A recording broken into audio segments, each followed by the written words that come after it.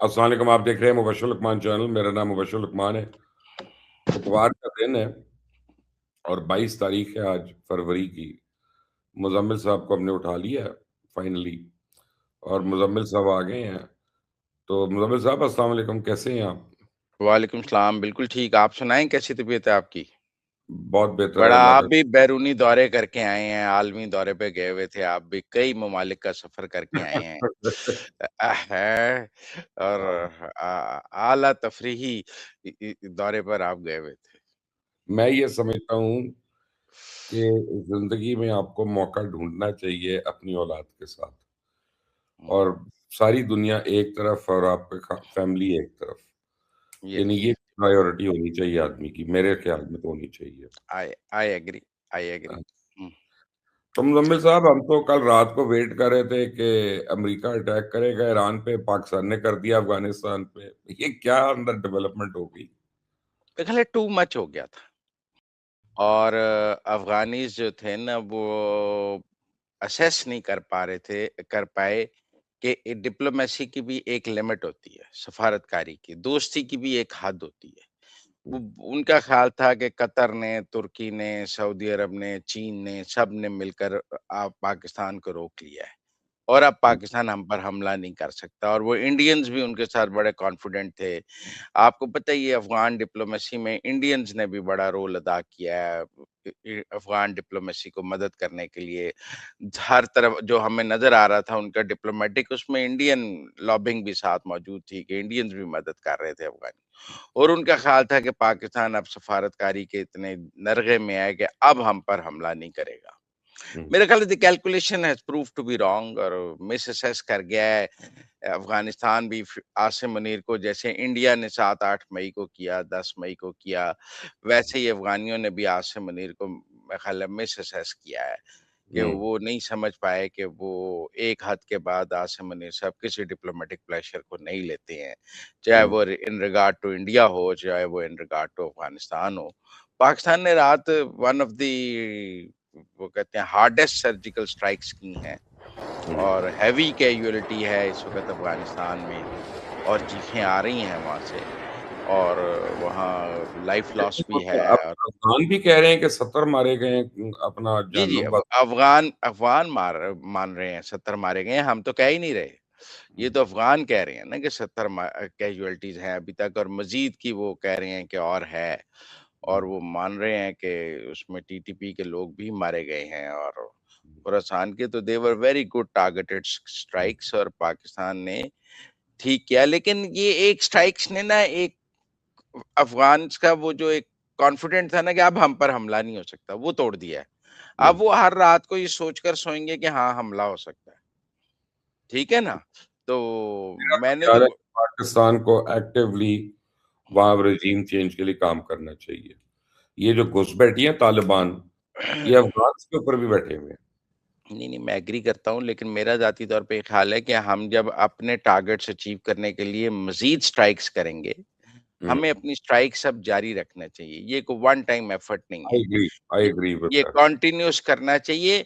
उसका by product हो सकता है वहाँ पे रेजीम चेंज या बाय प्रोडक्ट हो सकता है कि पाकिस्तान को अपने अहदाफ हासिल हो जाएँ और वो हम हमारे आगे सरेंडर कर दें। ये हुँ, दोनों बाय प्रोडक्ट्स हो सकते हैं, लेकिन हमें अब एक्टिवली अपना जो गोल है कि हमने टेररिस्ट खत्म करने हैं, उस पर हुँ, तवज्जो देनी चाहिए। रेजीम चेंज की गेम में हमें नहीं जाना चाहिए। हमें अपना गोल अचीव करना है। उसका बाय प्रोडक्ट ये है कि जी वो सरेंडर कर देती है अफ़गान रेजीम हमारे आगे, हमारी हुँ। बातों के आगे या रेजीम चेंज हो जाता है। दोनों बाय प्रोडक्ट हो सकते हैं, एक तो नहीं दोनों हो सकते हैं। एक अर्ली हो सकता है, एक लेट हो सकता है। ठीक है और कल तो मैं एक्सपेक्ट कर रहा था वीकेंड पे कि अमेरिका शायद ईरान पे हमला कर दे, लेकिन नहीं हुआ कल। क्या नहीं, नहीं वो डेवलपमेंट? अब उनका मंडे को पहुँचना है वो जो उनका वो है ना ज बहरी बेड़ा जो चला हुआ था, वो हुँ, परसों मोरक्को था उसने भी पहुँचना है, पहुँचने के बाद वो 2-3 दिन और वहाँ पे स्टेशन होने पे लेगा, चीज़ें होंगी। वो अपना हुँ, तीसरा बहरी बेड़ा वहाँ पहुँचा रहे हैं, वो पहुँचकर स्टेशन होकर अपनी पोज़ीशन सँभालेगा, उसके बाद ये अटैक होगा ना। उन्होंने तीसरी बहरी बेड़ा क्यों मूव किया? अगर उसकी ज़रूरत ना होती तो मूव क्यों करते वो?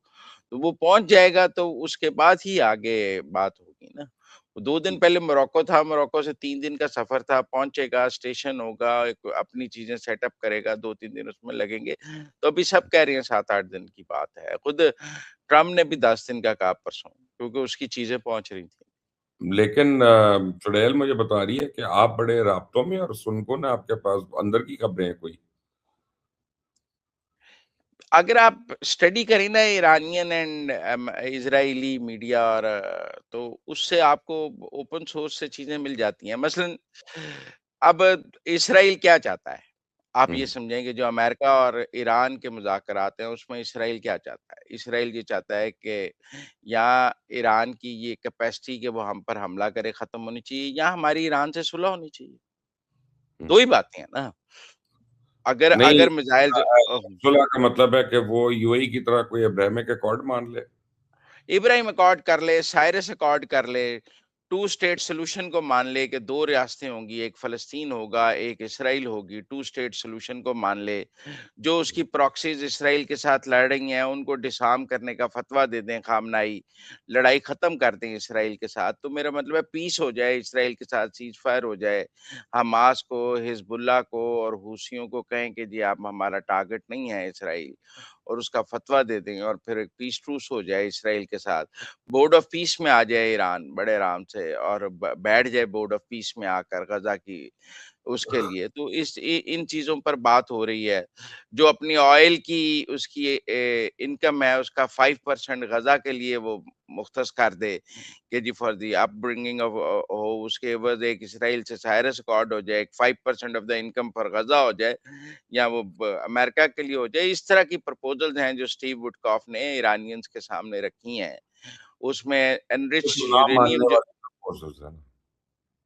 नहीं तो मेरा मतलब वो कहते ने लड़ाई दे नाल ते कोई पीस नहीं होएगा तानु बिलाखिर अमेरिका और इसराइल ने सुलह ही करनी है ना हाँ, तो वो लेकिन ये कहती हैं हम तो टेबल पे सुलह करने बैठे हैं तो वो कहते हाँ, हैं सुलह करने का रास्ता निकालें हाँ, लड़ाई बरकरार रखते हुए तो कोई मुआहदा नहीं हो सकता ना हुँ, मर्ग मर्ग अमेरिका और मर्ग मर्ग इसराइल के साथ ही इसराइल और अमेरिका के साथ तो कोई मुआहदा नहीं हो सकता हुँ। ये दोनों नारे खत्म करके ही कोई पे दोनों से सुलह फिर होगी ना इसका मतलब है हमला होना ही होना है।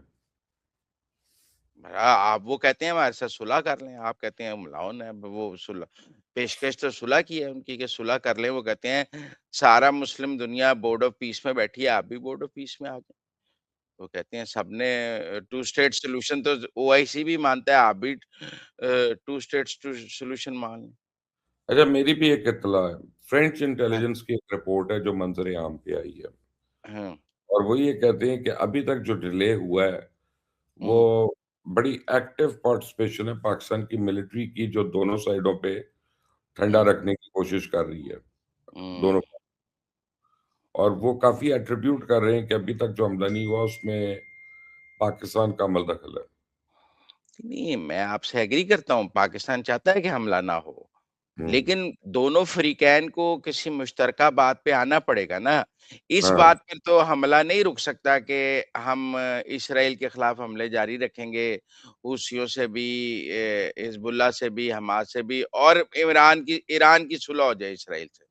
ये तो नहीं हो सकता। हुँ, प्रॉक्सीज़ को डिसआर्म करना पड़ेगा, बोर्ड ऑफ पीस में आएँ और जो अमेरिकन मौक़िफ़ है, इज़राइली मौक़िफ़ है, आप इज़राइल को तस्लीम कर लें, जो अमेरिकन इज़राइली मौक़िफ़ है, साथ हुँ, बैठने को तैयार हो जाएँ। तो हुँ। वो कहते हैं और जो यूरेनियम है, वो किसी थर्ड कंट्री को जाने की बात हो रही है। ईरानियंस वो रशिया को देना चाहते हैं, अमेरिका रशिया को नहीं दिलाना चाहता। आपने कल वो स्टेटमेंट सुनी है जो इज़राइल में अमेरिकन बिल्कुल, सफ़ीर ने सुनिए दी है? जिसके खिलाफ 14 इस्लामी ममालिक ने मिलकर प्रेस रिलीज़ जारी किया। मेरे ख़्याल में ज़रूरत नहीं थी। एक लोकल एम्बेसडर का बयान था, उसको लेकिन एक इतना सीरियस माइंडसेट ले तो नज़र आ गया ना। वो सर माइंडसेट तो हमारा भी ये है कि दिल्ली के लाल किले पे हमारा परचम लहराएगा। माइंडसेट तो हमारा भी यही है कि कश्मीर सारा हमारा होगा। लेकिन मेरा मतलब है कि मेरा ख़्याल है कि ही वाज़ नोबॉडी एक लोकल एम्बेसडर था, उसका इतना बड़ा रद्द-ए-अमल उस पर देने की मुझे कोई ख़ास ज़रूरत नज़र नहीं आई। हुँ, मेरा ख़्याल है ये ऐसे ही है जैसे जो इंडिया में इज़राइली एम्बेसडर है, उसने हुँ, बयान दे दिया था कि हम पाकिस्तानी फ़ोर्सेस गज़ा में कबूल नहीं करेंगे, हुँ, पाकिस्तान को बोर्ड ऑफ पीस में नहीं कबूल करेंगे। तो वो भी किसी ने सुनी है? हुँ। आप मेरी बात समझें। तो टेक्निकल बात है, ये लोकल एम्बेसडर्स आपको पता ही है ये किस लेवल के फॉरेन डिप्लोमेट्स होते हैं। ग्रेड 19